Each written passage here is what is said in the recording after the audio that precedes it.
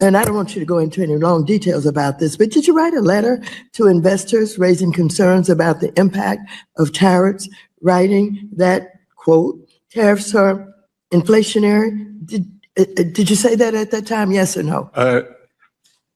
No. Okay, thank you. Okay, we have a New York Times article that, agrees that you New said York that. Times. Then last summer, when you testified before a Senate committee, you said, and I quote, "There is no inflation. Tariffs are not being passed on to consumers." You were quite definitive and even claimed that critics had, quote, tariff derangement syndrome.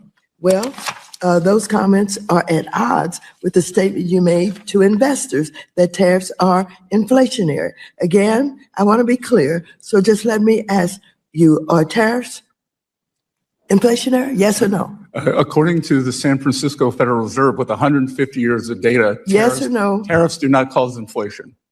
San Francisco Federal Reserve. Well, last November, as the Trump administration finally began to realize that affordability issues in America are not a hoax, you told Fox News that the government was going to reduce tariffs on goods like coffee and bananas, and that doing so would, quote, bring the prices down very quickly.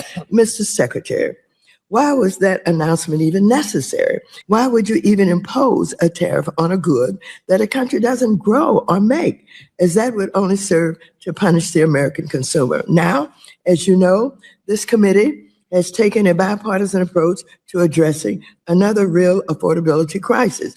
Housing. Rents are too high.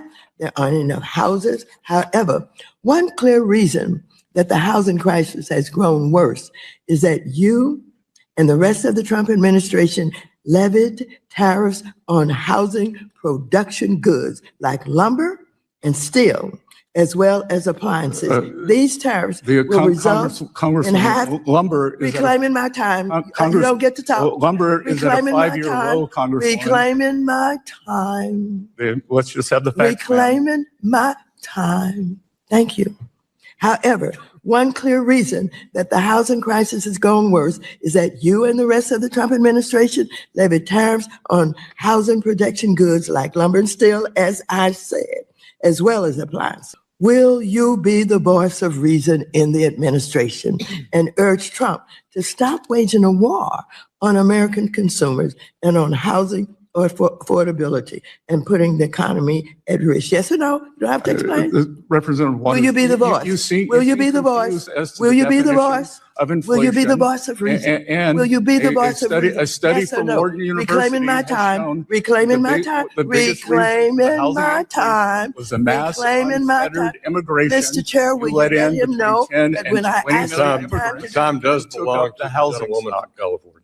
10 and 20 million immigrants can you took up the housing stock of working Americans, and can you maintain some level of dignity? Gentleman's time has expired. No, my time has not expired. Your time has expired. And the gentleman took up my time.